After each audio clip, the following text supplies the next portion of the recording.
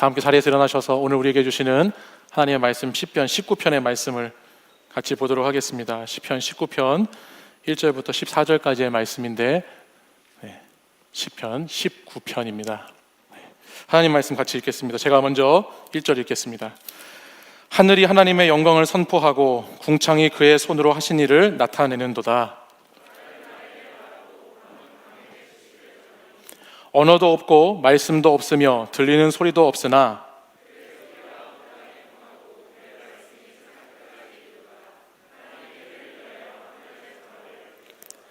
해는 그의 신방에서 나오는 신랑과 같고 그의 길을 달리기 기뻐하는 장사 같아서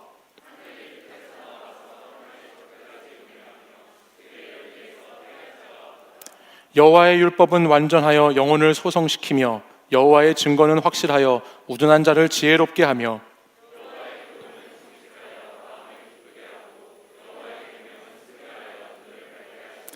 여호와를 경외하는 도는 정결하여 영혼까지 이루고 여호와의 법도 진실하여 다 의로우니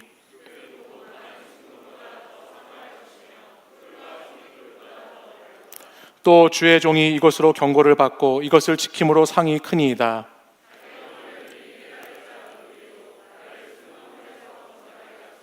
또 주의 종에게 고의로 죄를 짓지 말게 하사 그 죄가 나를 주장하지 못하게 하소서. 그리하면 내가 정직하여 큰 죄가에서 벗어나겠나이다. 나의 반석이시요 나의 구속자이신 여호와여, 내 입의 말과 마음의 묵상이 주님 앞에 연락되기를 원하나이다. 아멘. 이 말씀은 살아계신 하나님의 말씀입니다. 아멘. 여러분 혹시 응사, 응칠, 응팔 이런 거 뭔지 아세요? 뭐죠? 응답하라 시리즈죠.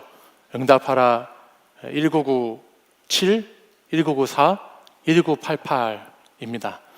우리 청년들 가운데는 97년생도 있고 94년생도 있고 88년생도 있는데 이 드라마는 2012년부터 16년까지 TVN에서 과거의 향수를 불러일으키는 레트로 드라마로 이렇게 만들어져서 많은 인기를 얻었었습니다.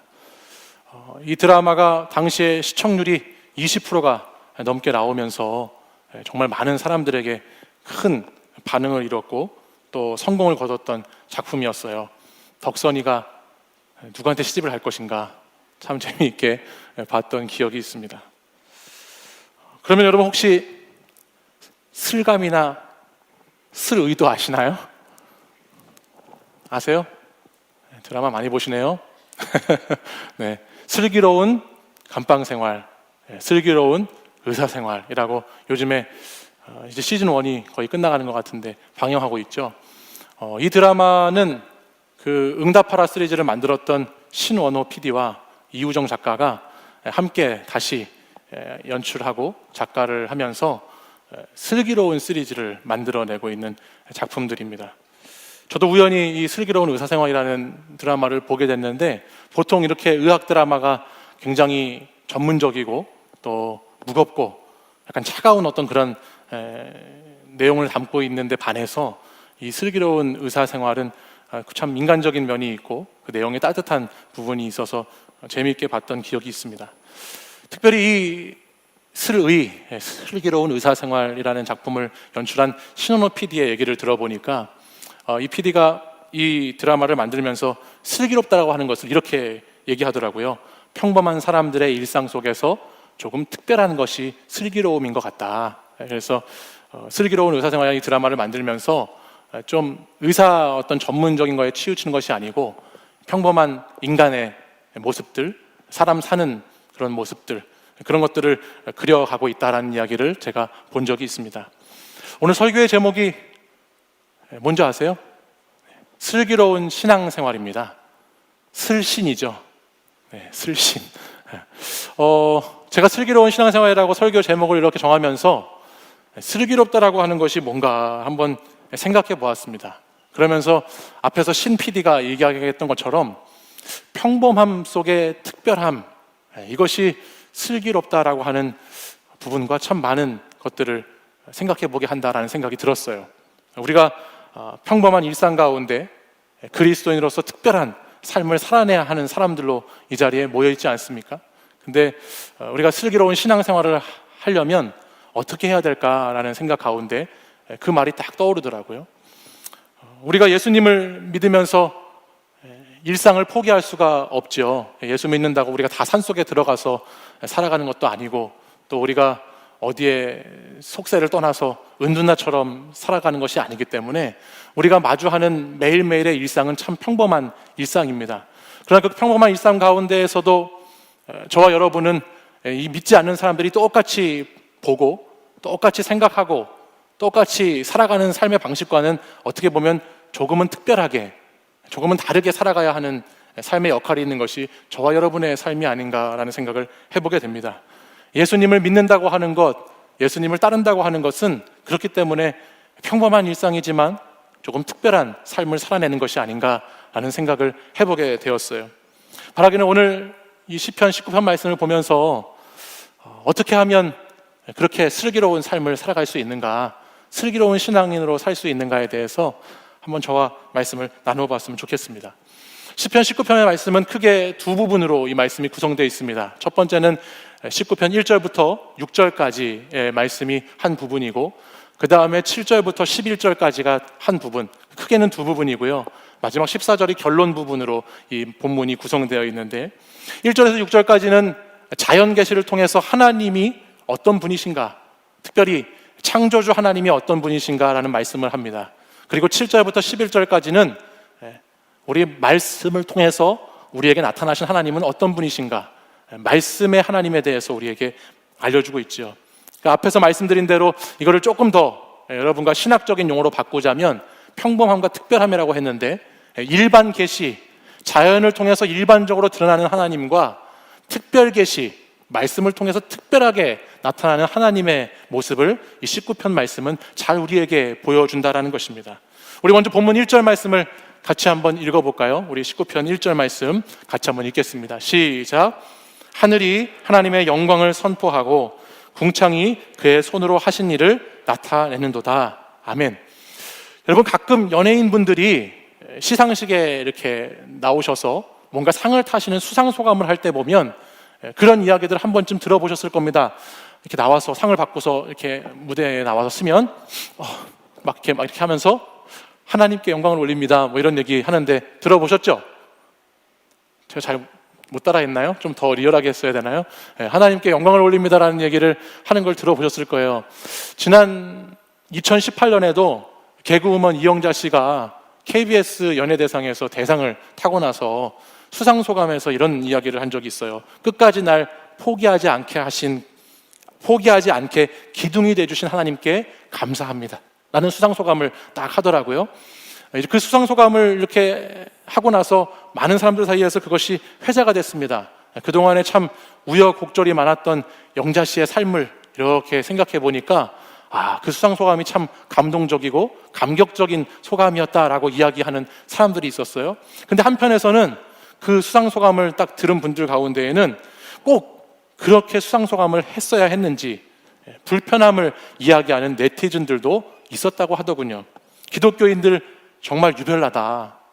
수상소감을 하면서 시상식에서 특정 종교를 언급하지 못하도록 해야 된다, 뭐 그런 이야기들도 사람들 사이에서 오고 갔다고 합니다. 뭐 각자의 생각에 따라서 어떤 분은 적극적으로 하나님께 감사와 영광을 표현해야 된다라고 생각할 수도 있고, 또 어떤 분은 아니다, 하나님의 영광은 십자가에서 나타나는 것이기 때문에 그렇게 뭔가 드러나는 자리에서 해야 되는 것이 아니라 자제해야 된다라고 이야기하는 분들도 있더라고요. 근데 저는 시편 19편 말씀을 1절 말씀을 딱 이렇게 읽으면서 하나님의 영광을 우리가 선포하든지 안 하든지 간에 이미 온 세상에는 그 영광이 이미 선포되어져 있다라는 것을 1절 말씀을 딱 읽는 순간에 생각하게 되었습니다.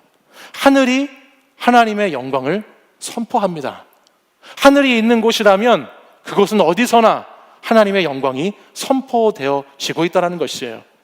여러분, 우리가 상상할 수조차 없는 크기와 너비와 높이를 가지고 있는 그 하늘이 하나님의 영광을 선포한다는 것이죠.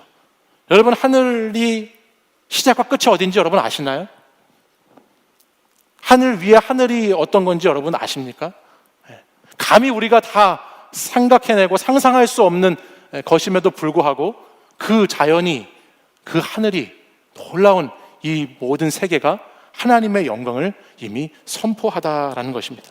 뿐만 아니라 19편 말씀을 보면 창세기에 나오는 말씀처럼 하나님이 이 세상을 창조하셨는데 창조하신 처음에는 말씀도 없었고 소리도 없었다, 그렇게 성경이 기록하고 있는데 그 뒤에 있는 3절 말씀을 보니까 하나님의 소리는 온 땅에 통하고 말씀은 세상 끝까지 이르렀다라고 성경이 기록하죠.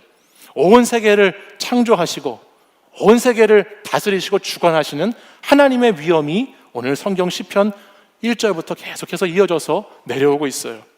우리 4절 말씀도 같이 한번 읽어보실까요? 4절 함께 읽어보겠습니다. 시작. 그의 소리가 온 땅에 통하고 그의 말씀이 세상 끝까지 이르도다. 하나님이 해를 위하여 하늘에 장막을 베푸셨도다. 아멘. 이렇게 시편 19편 말씀을 쭉 읽다 보면 하나님이 얼마나 위대하신가, 하나님이 얼마나 크신가, 전능하신가, 창조주 하나님의 영광이 어떠한 것인가라는 것을 생각해 볼 수 있게 합니다. 근데 여러분, 이 성경 시대에 당시에 많은 사람들은 이 하나님의 영광과 함께 다른 영광을, 다른 것을 자꾸 비교했었습니다. 하나님의 영광이 이것에 많은 도전을 받았던 적이 있어요. 그게 뭐냐면 바로 오늘 4절 말씀에 나오는 태양입니다. 당시의 사람들은 영광이라고 하는 것을 생각할 때 태양이라는 존재를 떼어놓고 잘 생각하지 않았다고 그래요. 특별히 해와 달과 별과 같은 천체들을 이 사람들은 우상으로 섬기면서 우상으로 숭배하는 일들이 많이 있었다고 하죠. 여러분도 한 번쯤 들어보셨겠지만 태양은 단순한 그냥 천체가 아니라 그들에게는 신과 같은, 태양신 같은 존재가 되었다는 거예요. 태양은요, G2 분광형 항성에 속하는 것으로서 그 온도가 5778 켈빈 정도 된다라고 그러는데, 저도 무슨 말인지 전혀 모르겠어요. 제가 찾아보니까 태양이라는 존재가 그렇다고 그러는데 저희는 이런 것들을 사도 바울처럼 다 배설물로 여겨버리지 않습니까? 이런 거 다 버리고 태양이라고 하면 여러분 뭐가 가장 먼저 생각나시나요? 태양은 무엇을 구분해 주죠? 고맙습니다. 낮과 밤을 구분해 주죠. 태양은 낮과 밤을 구분해 줘요. 근데 당시 고대 사람들은 낮은 살아있는 시간이고 밤은 죽어있는 시간이라고 생각했대요. 낮은 태양이 비칠 때는 생명이 있고 태양이 비추지 않으면 생명이 없다라고 생각했답니다. 그래서 고대 많은 신화들을 보면 무수한 신화 가운데 이 태양에 관련된 신화들, 태양과 관련된 창조 신화들이 굉장히 많은 것을 볼 수 있어요. 우리가 알고 있는 이집트의 고대 신 가운데에도 라라고 하는 태양신이 있죠. 그래서 그 당시에 사람들은 태양을 단순한 어떤 해 빛으로 본 것이 아니라 신과 같이 보고 신과 같이 섬겨왔다는 것을 알 수 있습니다. 근데 특별히 오늘 다윗은 이 시편 19편을 통해서 그 당시에 사람들이 갖고 있던 이 신화, 그것에 대해서 전면적으로 거부하는 말씀을 들려줍니다. 특별히 다윗 시대의 목자들, 다윗이 목동이었잖아요. 목자들은 유목 생활을 하면서 해에 대해서, 달에 대해서 참 많이 보면서 살았을 겁니다. 해가 뜨는 것을 보고 달과 별이 있는 것을 보면서 잠이 들고, 그러면서 그 태양과 그 달의 마음을 많이 빼앗겼을 것이에요.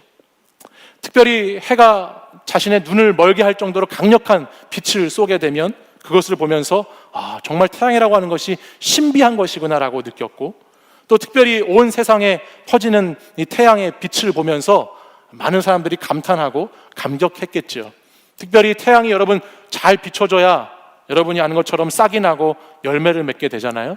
근데 또 태양이 많이 비치게 되면 잎사귀가 타버리고 말라버리는 일이 있습니다. 그러니까 이들에게 태양이라고 하는 존재는 정말 신과 같은 존재였을 것이라는 상상을 해볼 수 있어요. 여러분도 멋있는 해돋이 일출이나 또 해가 지는 석양을 이렇게 보다 보면, 그런 자연 경관을 이렇게 딱 어디 가서 이렇게 보시게 될 때, 이야, 정말 장관이다, 정말 대단하다라고 보면서 여러분들도 어떻게 이런 자연의 위대함, 자연의 경이로움에 대해서 느껴보신 적이 있으시죠? 네. 어떻게 밖에 한 번도 안 다녀보셨어요? 네. 느껴보신 적이 있으실 거예요. 자연을 보시면서 어떻게 이런 세계가 있을까, 놀랍다 생각을 해보셨을 텐데, 오늘 19편에서 성경이 말씀하고 있는 것은 태양이 그렇게 감탄해야 될, 그렇게 경이로운 것일 뿐만 아니라 우리가 정말 감탄하고 경이롭게 생각해야 될 것은 그 태양을 만드신 분이라는 것을 우리에게 말씀하죠. 그래서 19편 말씀을 쭉 읽다 보면, 특별히 오늘 우리가 이거 보면 4절 하반절 말씀을 보면 하나님이 해를 위하여 하늘에 장막을 베푸셨도다 말씀합니다. 하나님이 해를 위해서 만드신 것이죠. 태양이 신이 아니라 이 태양을 만드신 분, 태양을 창조하신 그분이 계시다라고 성경은 말씀하고 있는 거예요. 그 무시무시해 보이는 태양도, 그 눈을 멀게 할 것처럼 그렇게 밝아 보이는 그 태양도 그 소유권이 하나님께 있다는 것이고, 그 태양도 하나님이 만드셨다는 것이고, 이 모든 우리가 볼 때 놀랍고 신비로운 이 모든 자연의 세계가 하나님이 창조하신 것이다라는 것을 성경은 말씀해 주고 있습니다. 그것은 하나님이 만드신 도구들이죠. 근데 사랑하는 여러분, 예나 지금이나 정말 많은 사람들이 하나님이 만드신 이 것들에 마음을 빼앗기며 살아갑니다. 하나님이 만들어 놓으신 것들을 섬기면서 살아가는 모습을 볼 수 있다는 것입니다.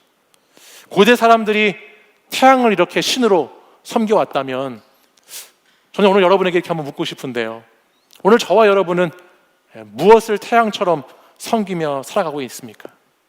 우리가 태양처럼, 고대 사람들은 어떻게 태양을 섬기면서 살았을까라고 그렇게 의아해하지만, 오늘 여러분의 삶의 자리에서 여러분이 태양처럼 섬기고 있는 것은 혹시 어떤 것이 있으신가요? 여러분에게 그 사람이 태양이라면, 또는 여러분에게 그 일이, 그 성공이 태양이라면, 여러분에게 부자 되는 것이 태양이라면, 여러분은 지금 뭔가를 잘못 섬기고 있는 것이겠지요. 여러분은 그분을 섬겨야 하는 것이지 그것을 섬겨야 하는 것이 아닙니다. 그것들을 만드신, 전능하신 창조주 하나님을 섬겨야 하는 것이지, 그 만들어진 피조물들, 하나님이 만들어 놓으신 도구들을 섬겨서는 안 되는 것입니다. 그리스도인은 온 세상의 천지 만물의 주인이 누구인지를 알고, 이 천지를 창조하신 그 하나님, 전능하신 하나님, 그분을 믿고 그분을 섬기며 살아가야 할 줄 믿습니다. 그것이 우리가 오늘 시편 19편을 통해서 슬기로운 신앙인으로서 가장 먼저 우리에게 말씀해주고 있는 것입니다. 창조주 하나님을 생각하는 것이죠. 또한 이와 함께 오늘 본문에서 우리에게 슬기로운 신앙인으로서 살아가기 위해서 반드시 깨달아야 한다라고 말씀하시는 것 중에 하나는 하나님의 말씀의 지혜입니다. 하나님께서는 우리에게 말씀을 주셨습니다. 말씀은 태양보다 더 크고 더 위대한 것이죠. 왜냐하면 말씀은 하나님이시기 때문에 그래요. 요한복음 1장 14절은 이렇게 말씀하지요. 말씀이 육신이 되어 우리 가운데 거하심에 우리가 그의 영광을 보니 아버지의 독생자의 영광이요 은혜와 진리가 충만하더라 말씀합니다. 말씀은 예수 그리스도이시기 때문에 말씀은 그렇게 하나님의 영광으로 충만한 것입니다. 그래서 오늘 시편의 19편의 시인은 10절에서 그 말씀을 이렇게 표현했습니다. 우리 10절 말씀 같이 한번 읽어볼까요? 말씀이 어떠한 것인지 이렇게 표현했는데 읽겠습니다. 시작. 금 곧 많은 순금보다 더 사모할 것이며 꿀과 송이꿀보다 더 달도다. 아멘. 이 말씀의 가치는 금보다 더 귀하다 말씀합니다. 이 말씀의 가치는 꿀보다도 더 달다라고 성경은 말씀합니다. 선포합니다. 이 시대의 가장 큰 우상이 뭘까? 이 시대 우리가 살아가는 가운데 가장 큰 우상, 가장 가지고 싶으면서도 가장 갖고 싶으면 안 되는 것, 또 가장 걱정, 가장 근심을 많이 가져다 주는 것이 뭘까 생각해 보면 그것이 금으로 표현된 돈이 아닐까 생각해 봅니다. 돈이 많으면 많은 대로, 없으면 없는 대로 우리의 삶을 지배하고 다스리려고 하는 것이 돈이지요. 예전에 사업을 하시는 어떤 장로님께서 저한테 그런 얘기를 해줬던 기억이 납니다. 이분이 옛날에 인생극장이라고 하는, 인간극장인가요? 그런 다큐 프로그램에 나올 정도로 큰 부를 얻으셨던 분이에요. 지금은 우리가 이렇게 파워포인트 뭐 이런 것들 쓰면서 뭐죠? 이런 걸 뭐라고 그러죠? 빔 프로젝트를 쓰잖아요. 근데 예전에는 우리가 뭐 학교든지 직장이든지 교회든지 이 빔 프로젝트 전에 썼던 게 있습니다. 그거를 OHP라고 하는데요. 여러분 혹시 아세요? 이게 오버헤드 프로젝터라고 하는데 이렇게 포크레인 모양으로 돼가지고, 아시는 분들은 나이가 좀 있으신 분들인가요? 다 모른 척 하시나요? 포크레인 모양으로 돼가지고 거기에 이렇게 비닐 같은 필름 이렇게 빛에 반사하면 이렇게 앞에다 쏘는 거 다 학교에서 썼잖아요. 쓴 것처럼 그러세요. 그 OHP를 만드셨던 분이에요. 그러니까는 오죽 돈을 많이 벌었겠어요. 그 OHP가 없던 데가 없어요. 정말 무슨 뭐 과학실 가면 과학실에 있고, 여기 가면 여기 교회에도 다 이거 다 했고. 근데 그분이 그렇게 해서 막 인간극장인가 TV에 나오셨는데, 그분이 그런 얘기를 했어요. 돈은 벌어도 더 벌고 싶대요. 가져도 더 가지고 싶대요. 그러면서 정말 돈만 벌면 돈 돼요. 그런 얘기를 해주더라고요. 정말 돈만 보면서 살면은 돌아버린다는 얘기를 하더라고요. 그만큼 물질의 어떤 유혹이, 그만큼 물질의 그 비중이 삶에서 우리의 마음을 빼앗기가 그렇게 쉽다라는 것이죠. 근데 오늘 말씀을 보면 금보다 더 귀한 것, 돈보다 더 귀한 것, 더 가치 있는 것이 하나님의 말씀이다라고 기록하고 있잖아요. 또 뒤에 있는 말씀을 보시면 꿀보다도 더 달달하는 말씀이 나와요. 여러분, 이스라엘 백성들이 그토록 광야의 시절, 힘든 시절을 다 보내고 여러 가지 고난과 어려움이 있어도 참고 또 참으며 왔던 이유가 있습니다. 그것이 뭐냐면 민수기 14장 8절 말씀에 나오는 것처럼 그들에게 약속하신 하나님의 땅이 있었어요. 근데 그 땅은 이 8절 하반절에 보시면 젖과 꿀이 흐른 땅이었습니다. 그러니까는 이 땅에 들어가기 위해서 그동안의 모든 시간을 참고 견뎌냈던 것이 이스라엘 백성들이에요. 그래서 이들은 가나안 땅에 들어가고자, 이 젖과 꿀이 흐르는 땅에 들어가고자 수많은 수고와 노력과 애를 쓰면서 시간도 많이 걸리면서 그 시간을 보내왔습니다. 근데 흥미로운 것은 뭐냐면 이 꿀덩어리의 땅인 가나안 땅이 들어가는 것이, 그 땅을 정복하는 것이, 그 땅에서 잘 먹고 잘 사는 것에 하나님의 목적이 있지 않았다라는 것입니다. 단순히 정말 젖과 꿀이 흐르는 좋은 땅에 들어가서 잘 사는 것에 목적이 있었던 것이 아니라 하나님께서는 그 가나안 땅에 들여보내시는 다른 목적이 있었다는 것을 성경을 보면 알 수 있어요. 그게 뭐냐면 오히려 이 땅에 들어가고 나서는 자신에게 있는 욕망, 자신에게 있는 욕심을 다, 옛 자아를 다 벗어버리고 옛 모습을 다 내려놓고 이 땅에서는 오직 하나님만을 의지하면서 살라는 땅으로 하나님이 그 땅을 허락하신 것입니다. 그러니까 이 가나안 땅에 들어간다라고 해서 다 끝나는 것이 아니라 그 땅에 들어가도 내 안에 욕심이 가득하고 내 안에 정욕으로 가득 차 있고 내 자아가 죽지 않고 있으면 그 좋은 땅에 들어가 살면서도 자유한 사람으로 살아가는 것이 아니라 죄의 종노릇하는 사람으로 살아가게 될 뿐이라는 것을 성경의 말씀은 쭉 우리에게 알려주고 있죠. 가나안 땅에 들어가 살아도, 매일 단 꿀을 먹고 살아도, 매일 좋은 것을 먹고 살아도 그것보다 더 오묘하고 놀라운 말씀이 내 인생에 없으면 노예처럼 살아가는 인생, 종의 멍에를 메고 살아가는 인생을 살게 될 뿐이라는 것을 성경은 우리에게 계속 말씀해주고 있다는 것입니다. 사랑하는 여러분, 슬기로운 신앙생활을 한다는 것은 이 말씀의 가치를 아는 것이에요. 말씀이 정말 금보다 더 귀하고 사모할 만한 것이다. 말씀이 정말 꿀보다, 송이꿀보다 더 단 것이다 라는 것을 깨닫고 살아가는 것이 슬기로운 신앙생활입니다. 말씀의 위력을 경험하고 말씀을 사모하고 말씀을 먹으면서 살아가야 하는 것이죠. 제가 정말 잊을 수 없는 어떤 TV 프로그램의 한 장면이 있는데요, 제가 예전에 힐링 캠프라고 하는 그런 방송을 좋아했어요. 근데 그 방송에서 차인표 씨가 나와서 했던 말을 제가 잊을 수가 없습니다. 그분이 나와서 그런 말을 했습니다. 사람은 자기가 2년 동안 먹은 것이 그 사람이다라는 이야기를 했습니다. 2년 동안 매일 술만 먹은 사람은 뭘까요? 술입니다. 2년 동안 매일 주식 투자에만 열을 올려서 그거에 꽂혀서 살아갔던 사람은 주식 투자가 자기입니다. 그 사람 곁에는 늘 술에 관련된 사람만 있고 투자에 관련된 사람만 있어서 전화도 그런 데에서만 온대요. 사람은 자기가 2년 동안 먹은 것이 자기다라는 이야기를 했는데 제가 지금도 잊혀지지가 않더라고요. 무엇을 먹느냐, 무엇을 먹고 사느냐라고 하는 것은 자기 존재와 관련이 되어 있어요. 내가 오늘도 무엇을 먹고 사는 사람인가? 내가 오늘도 세상에서 주는 것들을 먹고 사는 사람인지, 아니면 오늘 내가 생명의 양식을 먹고 사는 사람인지, 오늘 내가 정말 하나님 앞에서 말씀을 잘 먹고 그 말씀대로 살아가는 사람인가를 꼭 생각해보는 귀한 시간이 되시기를 바랍니다. 오늘 본문 7절과 8절 말씀을 보면 말씀에 대해서 이렇게 기록합니다. 말씀은 완전하다, 말씀은 확실하다, 말씀은 정직하다, 말씀은 순결하다라고 우리에게 말씀하지요. 오늘 이 시대를 살아가는 여러분들이 가장 고민하고 있는 것이 뭘까요?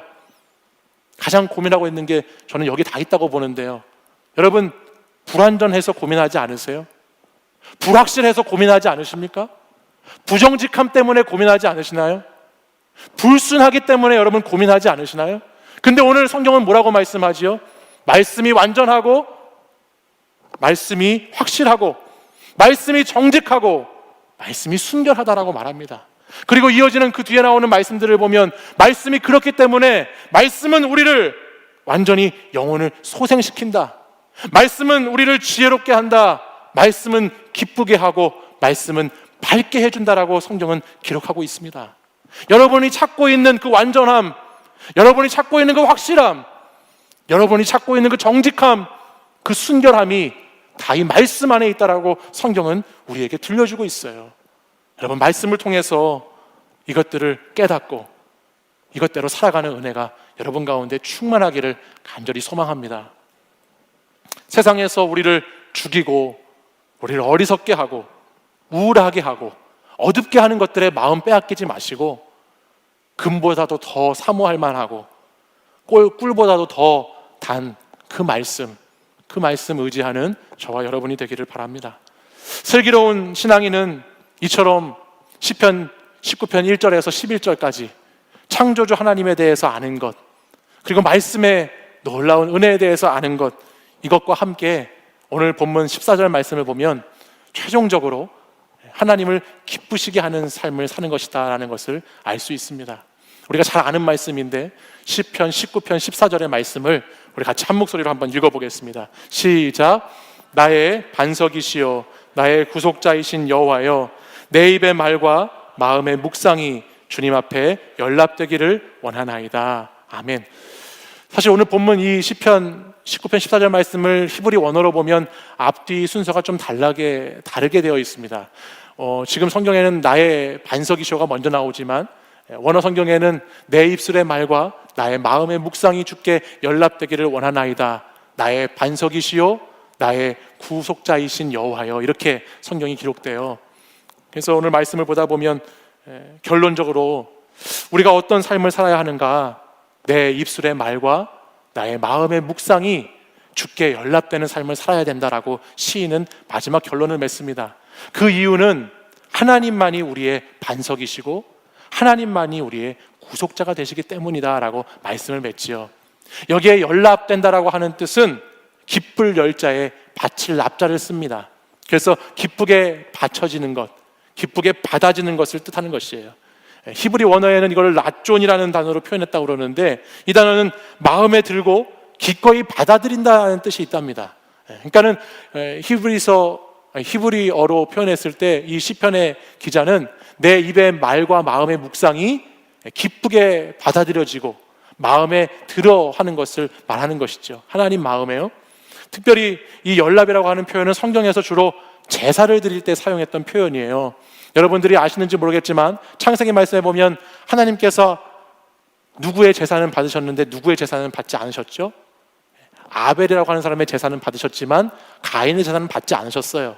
그때 쓰였던 단어가 같은 단어를 쓰고 있죠. 또 레위기에 나오는 많은 제사 가운데에서 우리의 제사가 하나님께 드림이 되었다, 하나님께 연락이 되었다, 기쁘게 받으시는 것이 되었다라는 것을 쓸 때 이 라존이라고 하는 히브리어 연락된다라는 말을 씁니다. 하나님께서 무엇을 기뻐 받으시는가? 두 가지로 이야기하지요. 내 입술의 말과 내 마음의 묵상을 하나님께서는 기뻐 받기 원하신다 말합니다. 여러분, 입술에서 나오는 말은 무엇을 뜻하지요?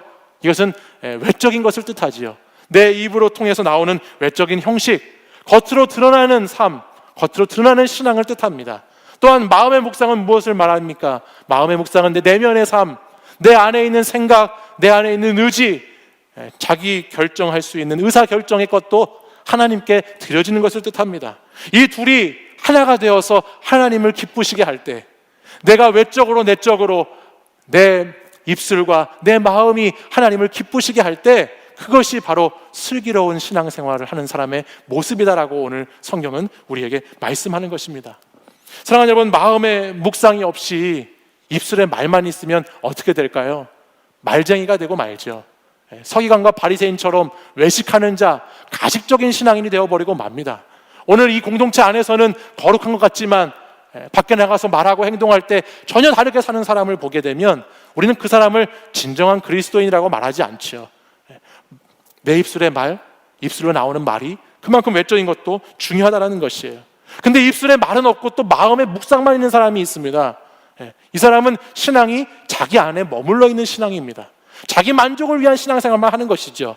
바깥으로 섬기고 헌신하고 봉사하는 건 전혀 없이 나 자신만을 채우려고 하는 그냥 마음의 묵상에 머무는 신앙을 하는 사람들도 있어요.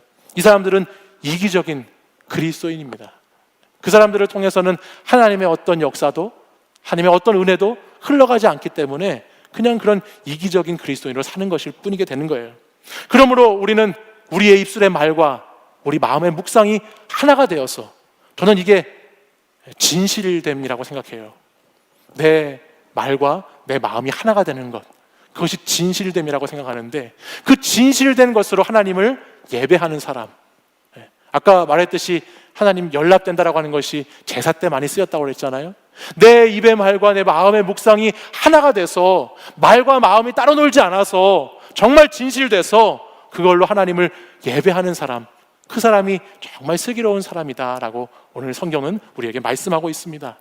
말과 마음이 나누어지지 않고 내 겉과 속이 다르지 않고 이 교회 안에서와 교회 밖에서가 다르지 않고 내 삶의 자리가 신앙의 자리와 같아서 주를 기쁘시게 하는 삶을 살아갈 수 있기를 간절히 소망합니다. 사랑하는 여러분, 말씀을 좀 마무리할 텐데, 인생을 저는 여러분들이 슬기롭게 사셨으면 좋겠습니다. 어떤 사람은 인생을 애드립으로 사는 사람이 있습니다. 인생을 애드립으로 산다라고 하는 것은 어떤 것이냐? 한 번뿐인 인생인데요, 순간의 생각과 감정에 따라서 인생을 살아가는 것입니다. 즉흥적으로 인생을 사는 것입니다. 그냥 임기응변으로 기분에 따라서 인생을 사는 것입니다. 상황이 닥치는 대로, 상황이 몰아가는 대로 그냥 그렇게 사는 것입니다. 그러나 여러분, 오늘 참된 그리스도인은 평범한 일상 속에서 특별한 삶을 살아내는 사람들이라는 것을 꼭 기억하시기 바랍니다. 전도서 12장 1절 말씀에 보면 솔로몬이 이렇게 말했습니다. 너는 청년의 때에 너의 창조주를 기억하라 말씀했습니다. 태양보다 더 크시고 태양보다 더 따뜻하신 그 창조주 하나님을 기억하라 말씀합니다. 시편 119편 9절에는 이렇게 말씀이 기록되고 있습니다. 청년이 무엇으로 그의 행실을 깨끗하게 하리이까? 주의 말씀만 지킬 따름이니이다 라고 했습니다. 오늘 우리는 말씀을 먹고 말씀을 따라 살아갈 때 가장 복된 인생, 시편의 주제는 복 있는 사람은 이거든요. 가장 복된 인생을 살아갈 수 있게 될 줄 믿습니다. 사랑하는 여러분, 우리의 입의 말과 우리 마음의 묵상이 주께 연락되는 삶, 나의 신앙의 모습과 나의 삶의 모습이 하나가 되는 삶, 그래서 그것이 우리 주님을 정말 기쁘시게 하고 주님의 마음을 행복하게 하는 삶, 그 삶을 살아가는 자가 정말 슬기로운 자라는 것을 기억하시고, 오늘도 우리의 평범한 일상 가운데에서 예수 그리스도를 믿는 자로서의 특별한 삶을 잘 살아내시는 저와 여러분이 되기를 간절히 소망합니다. 우리 시간 다 함께 자리에서 일어나셔서 오늘 결단의 찬양, 나 주님의 기쁨 되기 원합니다, 함께 찬양하고 우리 기도하도록 하겠습니다.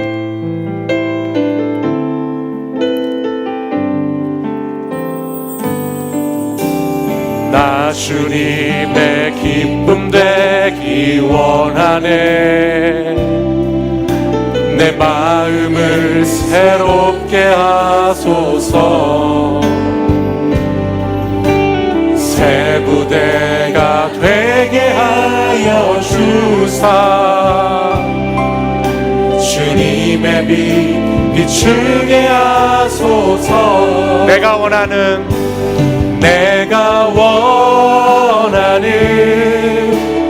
한 가지 주님의 기쁨이 되는 것.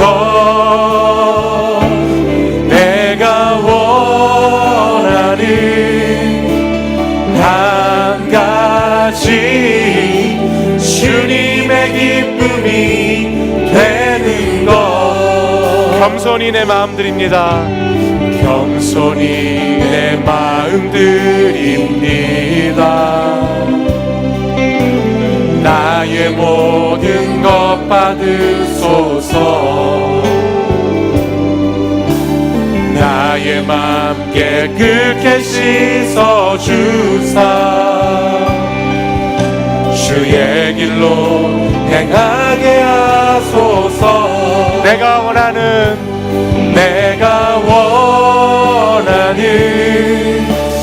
한 가지 주님의 기쁨이 되는 것.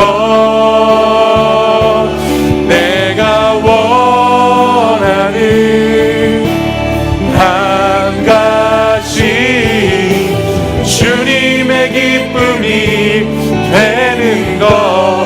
다시 한번 찬양할 때 우리 가슴에 손을 얹고 나 주님의 기쁨 되기 원합니다 고백하겠습니다. 나 주님의 기쁨 되기 원하네. 내 마음을 새롭게 하소서. 새 부대가 되게 하여 주사. 새 부대가 되게 하여 주사. 주님의 빛 비추게 하소서. 겸손히 내 마음 드립니다. 겸손히 내 마음 드립니다. 나의 모든 것 받으소서. 나의 맘 깨끗게 씻어주사 주의 길로 행하게 하소서. 내가 원하는 한 가지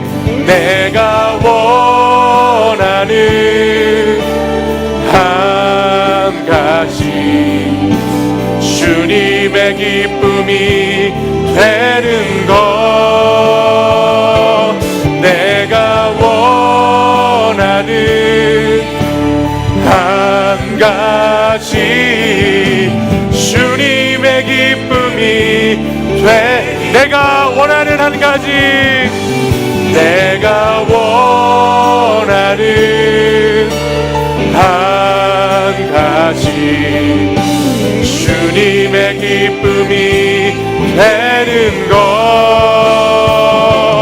내가 원하는 한 가지 주님의 기쁨이.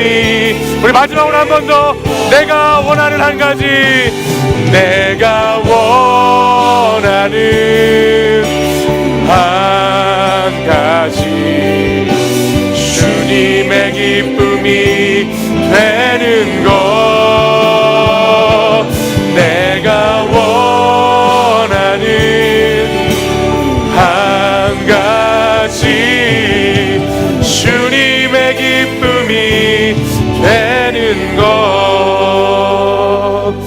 우리 이 시간 함께 기도하기 원합니다. 이 시간 기도할 때에 주님, 내 입술의 말과 내 마음의 묵상이 주님의 기쁨이 되기를 원합니다.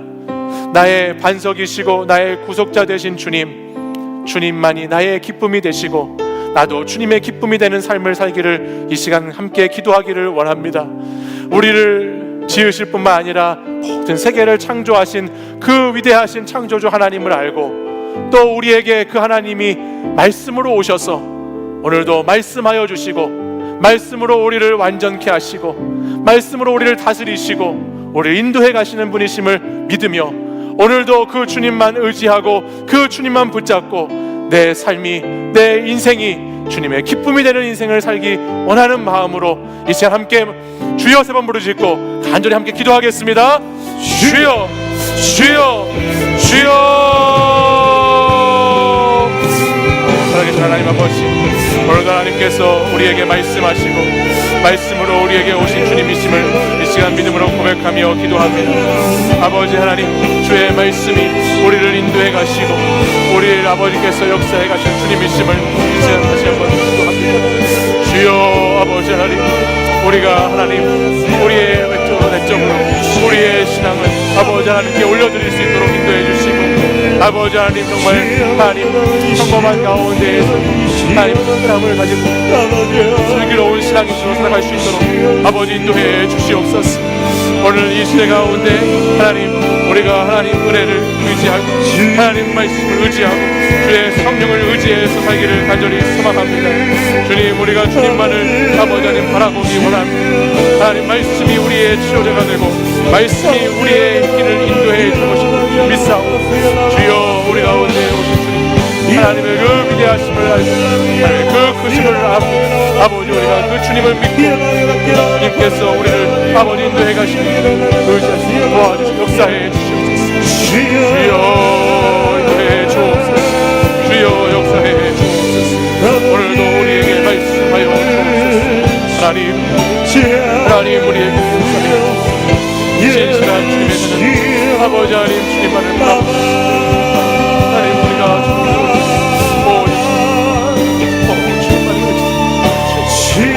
주여 기쁨이 되기 원합니다. 아버지 그것은 주님의 기쁨이 되는 삶이 되길 믿습니다.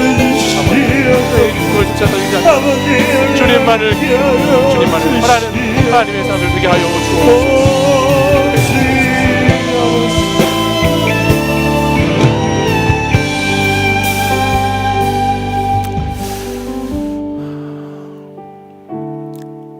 오늘도 우주 만물을 창조하시고 전능하신 하나님으로 우리에게 역사하시는 아버지 하나님, 창조주 하나님, 말씀의 하나님, 그 하나님이 오늘 우리가 예배하는 하나님이 되셔서 감사합니다.